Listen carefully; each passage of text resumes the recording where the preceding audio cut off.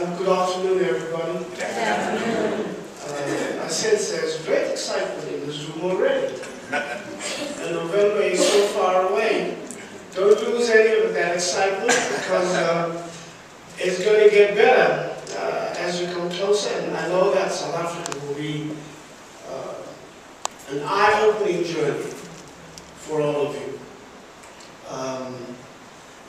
And you will certainly learn a lot, and I hope share of your knowledge and your wisdom with our people as you go. Thank you, Dr. Tyler, for the invitation to be here today, and thank you for the opportunity to speak to this group.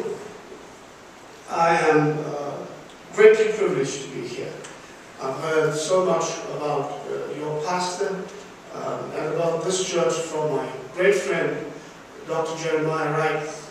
And my experience is if Jeremiah Wright says somebody is all right, he's all right. So I don't raise any questions. I just come with anticipation. And it's up to now not been disappointing. So thank you so much. We'll talk a bit today.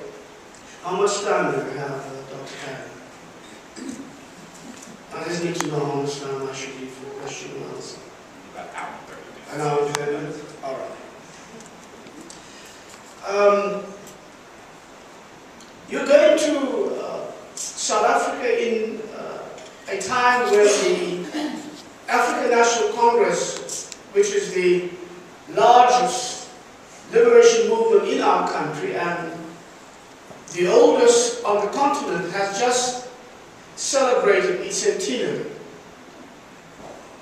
You're also going at a time when we will be thinking about the fact that it is 100 years ago when the first Land Act of 1913 was enacted by an all-white parliament established in the Union of South Africa, which came together in 1910. The realization of a dream for white South Africans, but an arrangement that excluded all black people in our country, and had made sure that because white people only have the vote and the power and all the privileges, black people were virtually surrendered into the hands of a vicious, racist, oppressive dispensation. That has had dire consequences for our people and for the country as a whole. And 100 years later, we are still suffering from those consequences. I just talked to Dr. Tyler about what I call the permanentization of separation and inequality.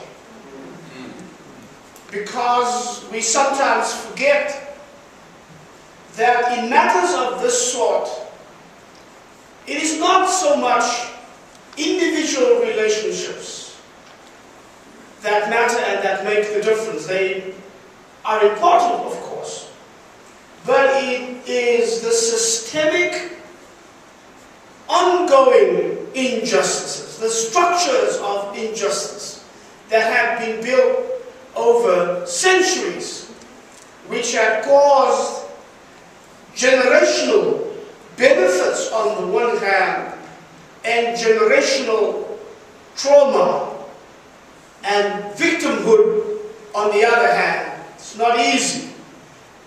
Every people who has gone through the experience of slavery know that that is true. You have generational trauma which shows itself in different ways. We are only beginning to understand now how much of the difficulties that we are dealing with right now and how hard it is to do the work of genuine transformation in a country like South Africa. How much that has to do with the permanentization of trauma and of injustice and of inequalities. I'm saying this so that you know that you're going to a country that at this point is facing tremendous challenges. But you're also going to a country that has a history of struggle for liberation and social justice and human dignity. And I'm always amazed as I see our struggles evolve, how deep that well is from which we can drink. Because it took generations of men and women to dig that well. And like the story of Abraham and Isaac in the book of Genesis, where it tells us how Isaac had gone through all of the wells that his father had dug in his time. And he had opened them up so that his people could drink from those wells, standing on the shoulders of the ancestors. How then the Philistines came, the Amalekites came, and they stopped those wells, and they chased them away. And you can see by the names of those wells, one is called conflict, the other is called strife, and they had to go from one place to the other. But if you know that there once was a well dug, you will always find it again. So our forebears have dug the wells, and as we enter into new situations of difficulty and new struggles for justice in South Africa as well as in the United States, and as we discover more and more and more how these struggles have now become global struggles, not just struggles for black people in the US, or struggles for black people in the United States isolated, it's now struggles of all our people in the global South against global systems of oppression and murder that we are dealing with here. And it's good to know as we go into those struggles that we can always try to find a way in this wilderness back to the wells that our mothers and fathers have dug, and from which we shall continue to drink. And I hope that some of that experience will be part of yours as you travel through my country, God willing, in November. I've just talked about the ANC and the oldest movement of the continent, established in 1912. Between then and more or less 1948, we were involved in what Nelson Mandela called a constitutional struggle, by which he meant that black people had said, all right, you have gone ahead and you have established this union of South Africa without us and without our consent. And you have established a parliament that will only represent white South Africans. And you are making laws that only benefit white South Africans, and every single one of those laws is to our detriment. Even though you have done this, and we want you to know that we do not accept the situation, we shall continue to protest the situation, our resistance that has begun with the resistance of the First Nations in South Africa, the Khoi and the San, from the times of colonization in the 17th century. That resistance will continue, but we will accept your constitutional framework, and within that constitution we shall make our protests known, and we shall make our desires known, and we shall share with you our vision of a different country. And so there were lots of attempts to talk to the white government. There were deputations to the British Crown, since South Africa fell under British rule at the time. There were very orderly protests and meetings led by very capable and eloquent and wise men and women of the time.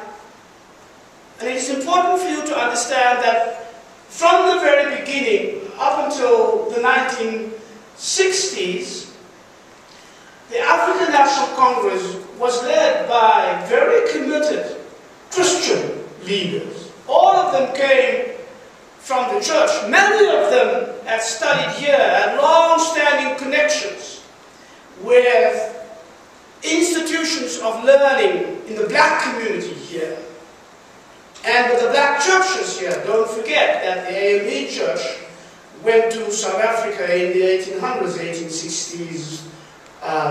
Henry Louis Turner was one of those who had established strong links with South Africa, made contact with the Ethiopians, as we call in those days, people from the Christian Ethiopian movement who had decided that the white leadership of the church brought racism into the church, that they were discriminated against, that they found themselves facing a ceiling, that they were walled in, that they could not live out their gifts that God had given them in the church. And when they moved away, they looked around, and who did they turn to?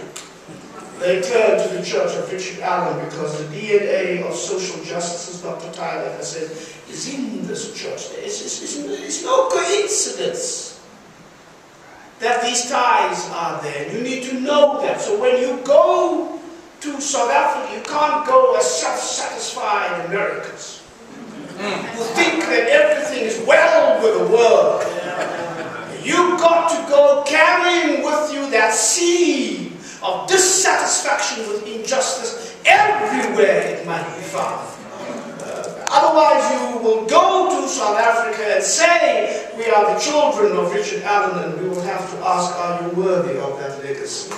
So this is the relationship that we have from the very beginning, and this is what so many generations later I found when I got here for the first time in 1973. And it was the first intimate connections and the first social justice connections and the first understanding that the waters that divide us are not thicker than the blood that unites us and will not keep us apart. Was with the black church. So that is what brings us together. And that is what you must keep in mind and in your heart as you travel. Otherwise you will not understand what you will be seeing and what you will be learning.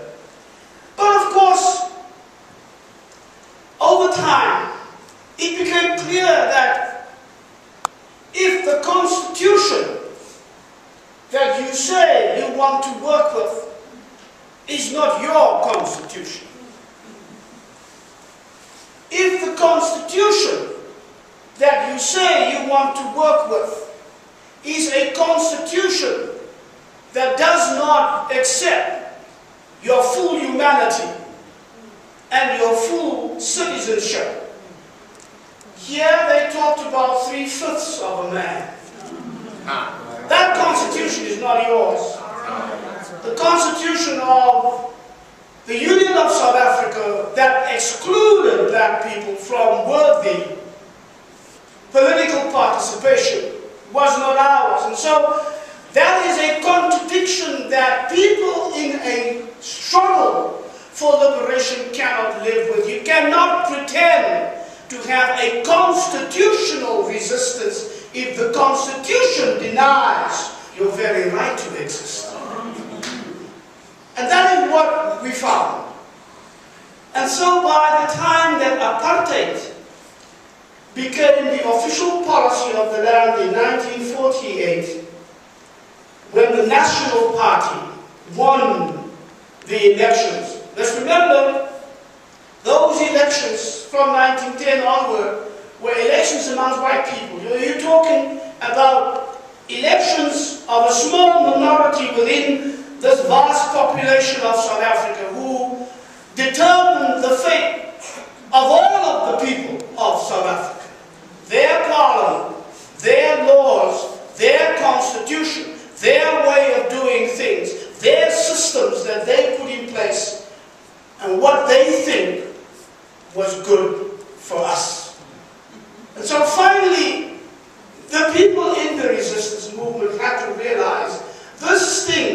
and Mandela called constitutional resistance was a contradiction in terms. It was not really possible. And truly, I mean, it made us look a bit foolish that you stand upon a constitution that gave you no rights to stand upon to begin with. And so while it was true that we found our solid ground in Christ, as the hymn says, we found that the sinking sands of the Constitution was not something that we could stand upon. So when apartheid came, and we don't have time to talk about that today, I suppose, but you need to understand, so somewhere between now and November, I'm sure Dr. Jeremiah Wright will make you understand, apartheid was an all-encompassing,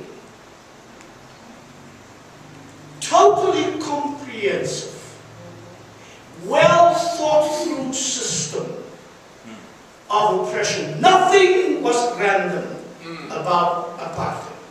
Every single system that they put in place, they knew exactly why and what they wanted from it.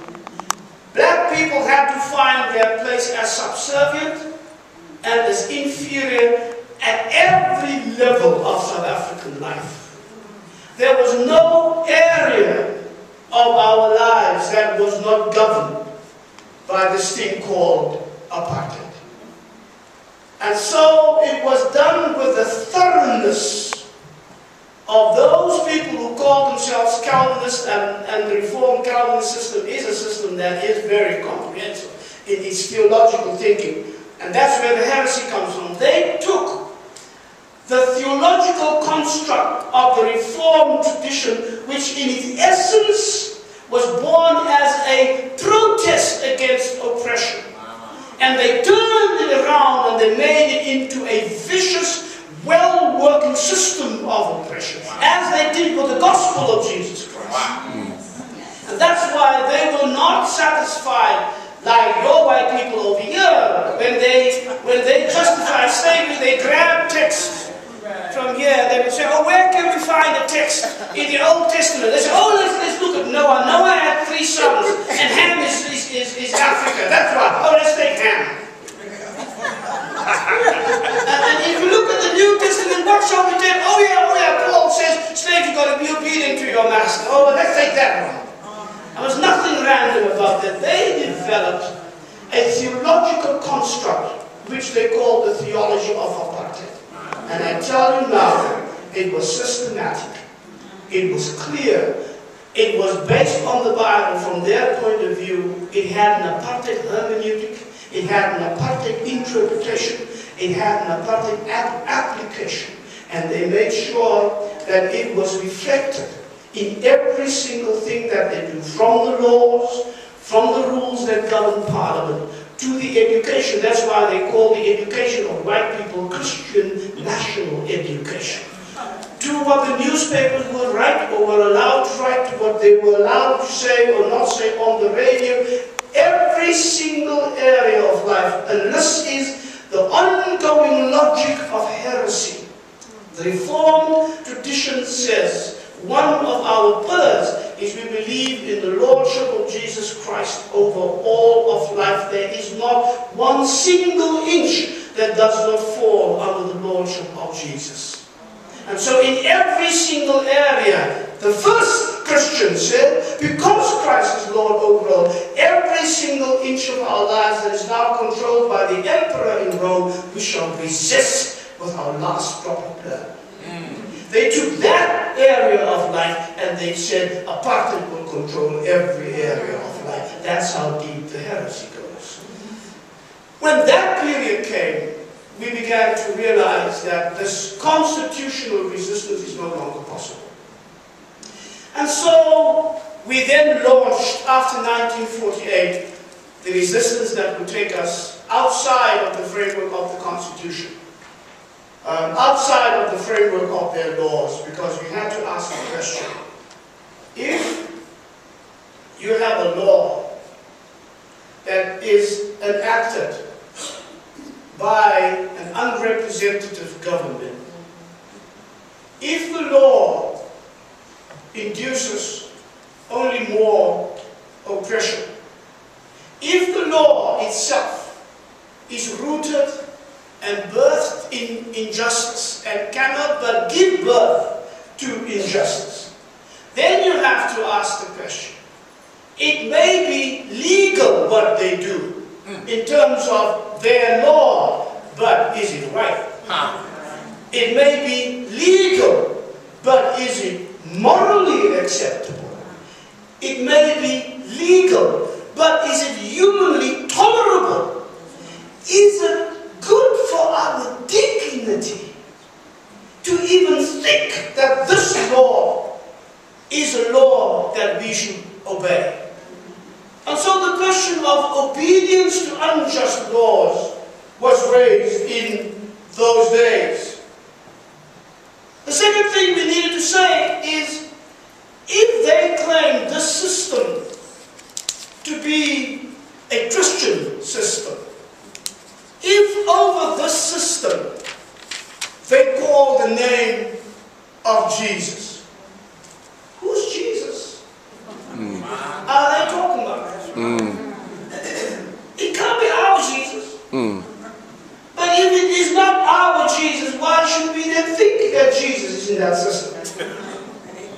If it is not the Jesus who came good news to bring good news to the poor, and who came to liberate the captives, and who came to comfort the brokenhearted and heal them, if it's not the Jesus who proclaimed the acceptable year of the Lord, if it is not the Jesus who is the servant of God and who comes to bring justice to victory in the earth, whose Jesus are they talking about?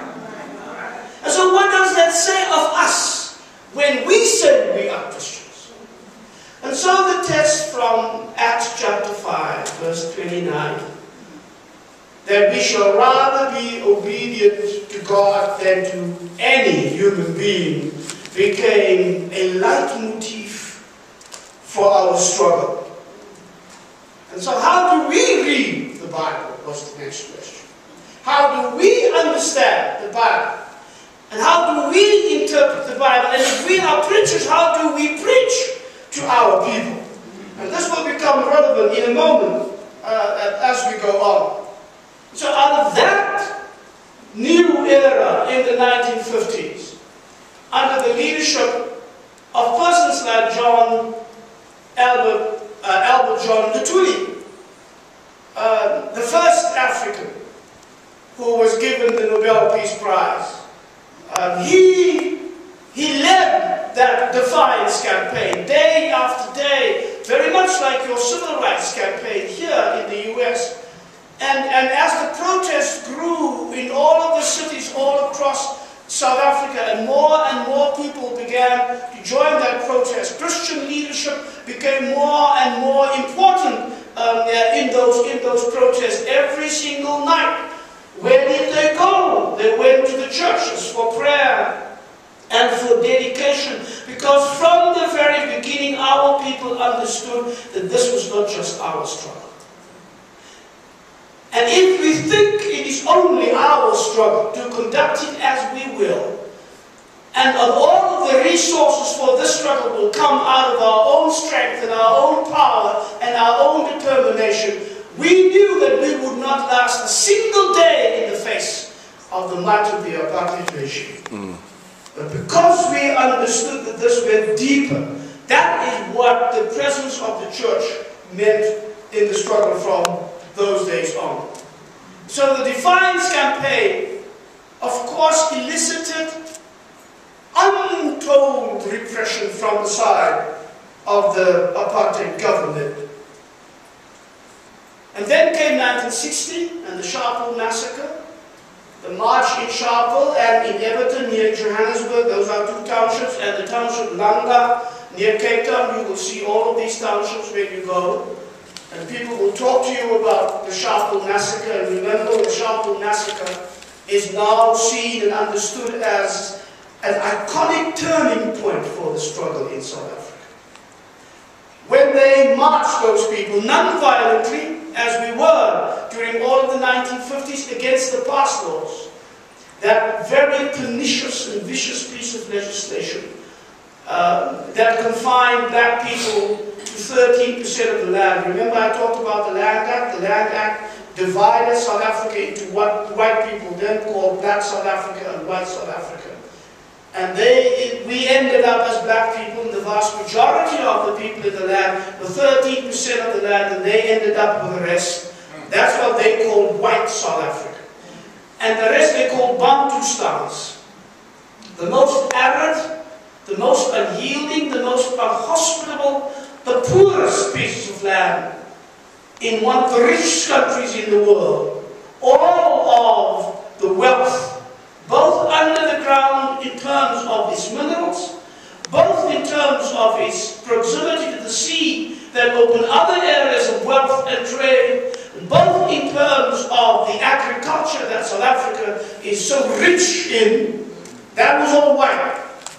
And black people who wanted to come and work because there were no opportunities for employment in the homelands.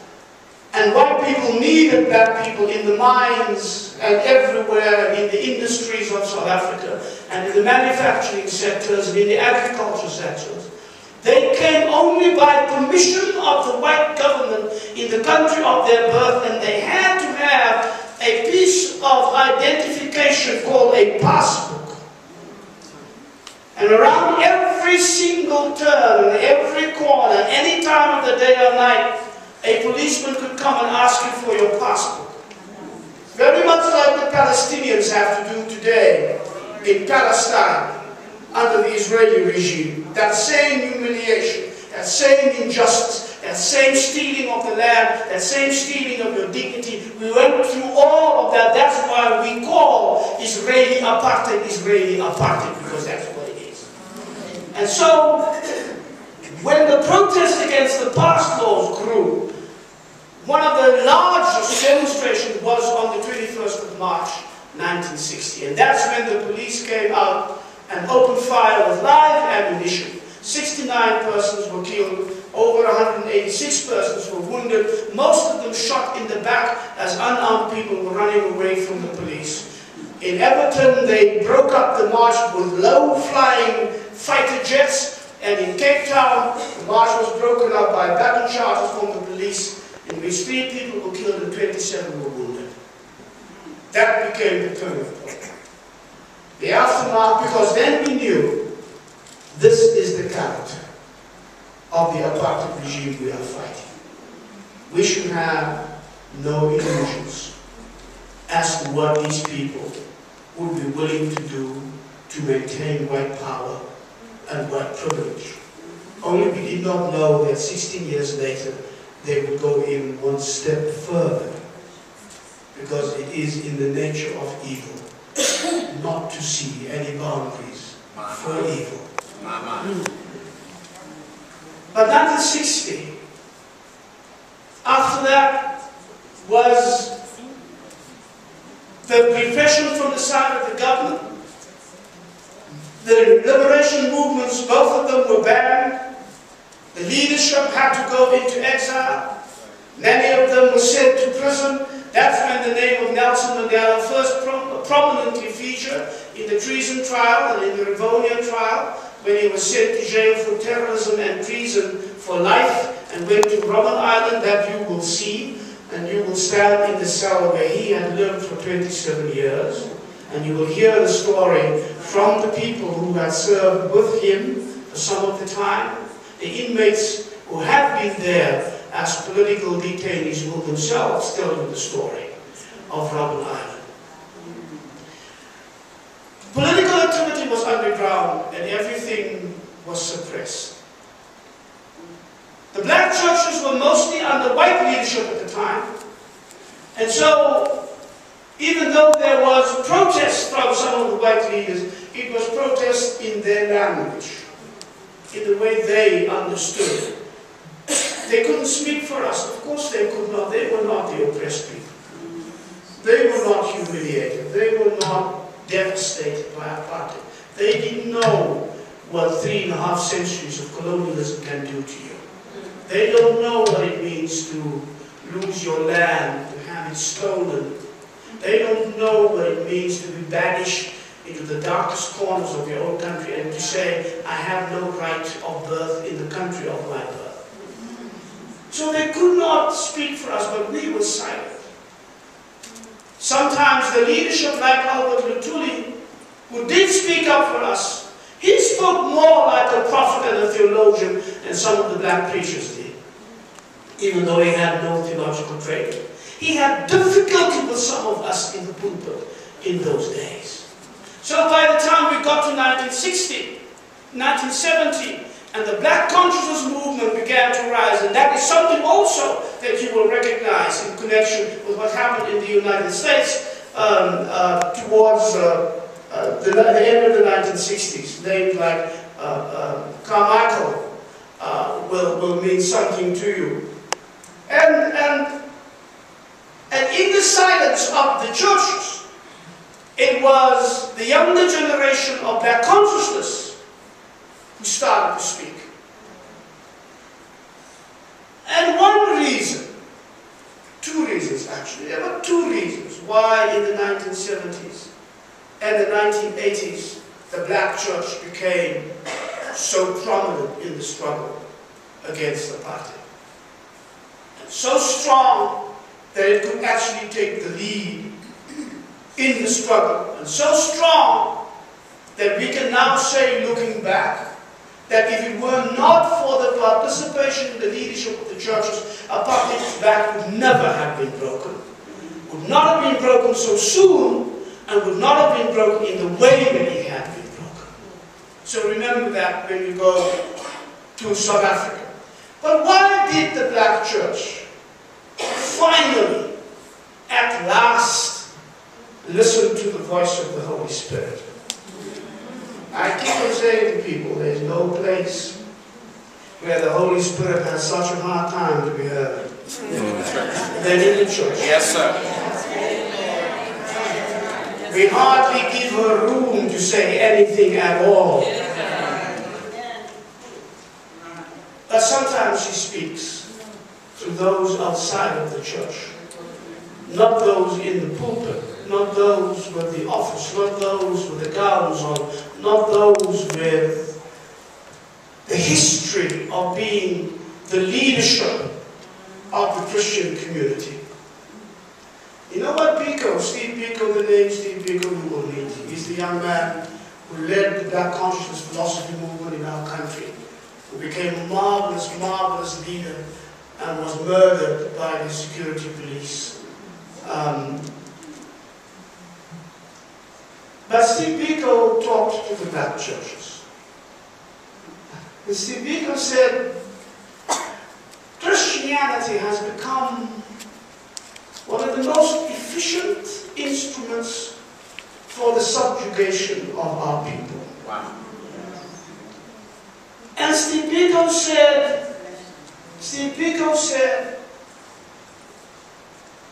one of the greatest problems that our people are dealing with in South Africa is the fact that every Sunday they are led to a poisoned well where they must drink from. And you preachers in the black church, you are poisoning that well from which my people must drink, Biko said. He did not say, don't read or listen to the Bible. He said, it's your interpretation of the Bible that enslaves our people. And so, he said a third thing. And he said, you black preachers, it's not as if you are forced. It's not as if you have no choice, but he says, you choose to connive. That's the word he used. We connived with our oppressors and our enslavers to keep our people in chains. Well, when Steve Biko said that, of course we were hurt. Of course we thought, first, how could you say that? But then, of course, the next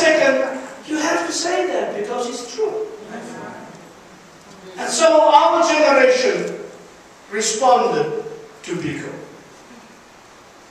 And that was the beginning of what we now call the era of radical black Christianity. But it was not only Biko, that was 1970.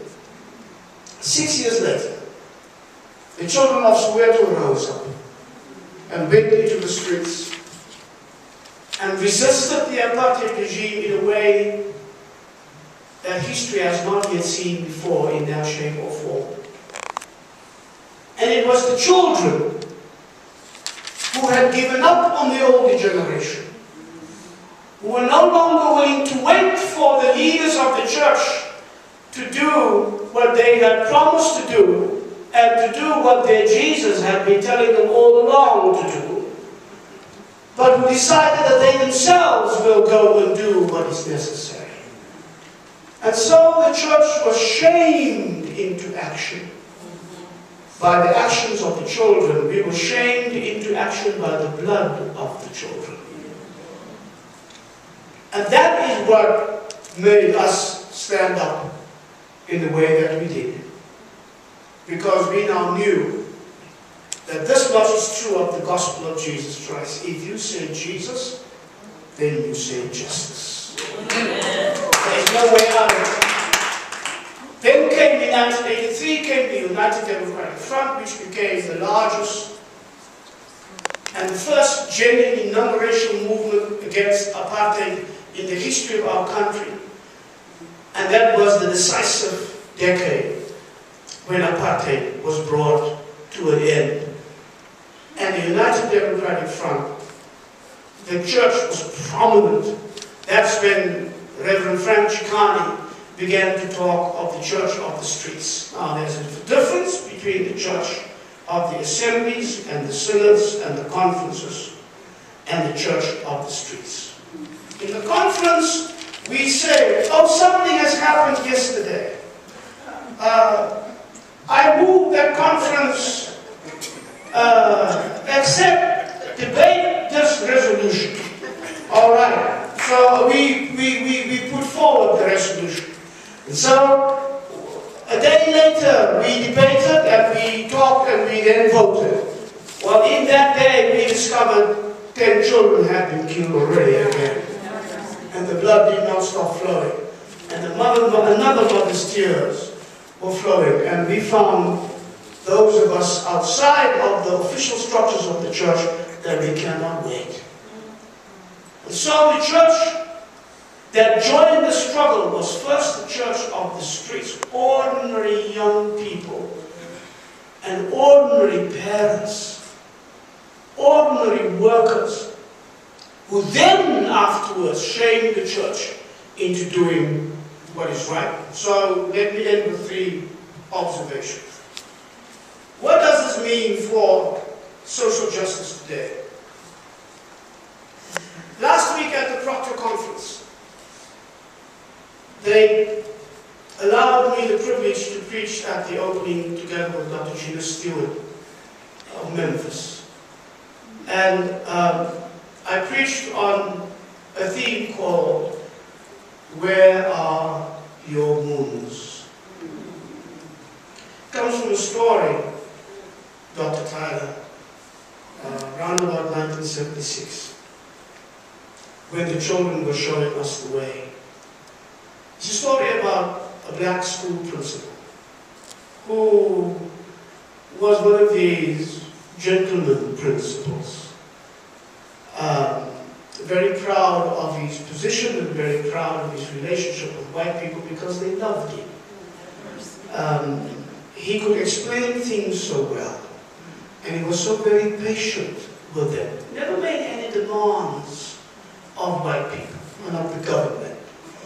And when the kids began to riot and demonstrate and march and do all sorts of things, he could explain these things away. He would always say, no, no, this is not the right thing. Don't worry about it. We'll go over and try to calm down the children. No, this is not the way. This is not the way. Well, and white people adored him. And at their tea parties, he was always invited to come and explain to them what was happening in the township. Well, so one day something happened to the school principal. And before he knew it himself, he was present at one of these rallies that the kids were holding. And the next time he was in the march that the kids were organizing. And the next time he was walking in front with the leaders of the students in this march. And the next time he was on the stage making a speech. And when he then came to his white friends for tea, they asked him, "What is the matter with you? What has changed? I mean, we know you're not like this." He said, "Well, I understand. But let me tell you something." He says, "I've been thinking since the children have been doing these things. And what I've been thinking is this: one day I will die," he says. "And I will have to appear before the judge in heaven. And the judge will ask me, as I appear before him, where are your wounds?" Then he says, "And if I say I have no wounds, the judge will say, was there then nothing to fight for?" That is the question for the black church today, here and in South Africa. One day we will have to realize that God will ask us that question. We won't ask how many babies you baptized or blessed, how many people you brought in from the streets. We won't ask how large your sanctuary was, whether you preached on television and whether you were as. Jesus will not say, "Were you as popular as some of my other children who appear on television all over the world every Sunday with their 25,000 seaters?" He will not ask any of that, but he will ask, "Where are your wounds?" And if you have no wounds, he will ask, "Was there then nothing to fight for?" So circumstances may have changed. You now have a black president. We have a black government that we have voted for. But the challenges are still the same. From slavery to Jim Crow to incarceration that makes up the new Jim Crow. Our people are still in a struggle, and there is something to fight for. Circumstances may have changed, but the challenges of poverty remain the same. The challenges of deprivation remain the same. The challenges of miseducation remain the same. The children, the poor, the powerless, who do you think are the ones suffering most with this sequestration nonsense that I see all the time? Think rich people can even be bothered? It doesn't touch them. It touches our people right here. So is there something to fight for? Circumstances may have changed, but the question is still the same. Where are your wounds? And so for us in South Africa, that is the question that we are raising with a new urgency for our churches. And that is the question that should be raised with a new urgency for the black church. And as you go to my country, take some of the sense of that urgency with you so that we can cross-pollinate, and so that we can share, so that we can build together on a vision not just for ourselves, but for all the people of God's world. Thank you very much.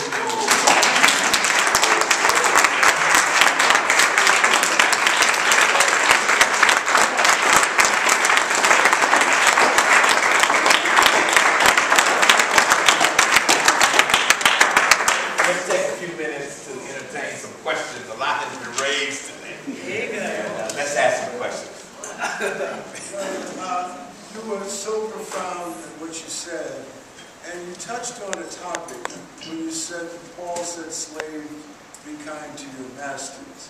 And ever since the church, the Roman Catholic Church, was started in Rome, it focused more on the writings of Paul than on the gospel of Jesus.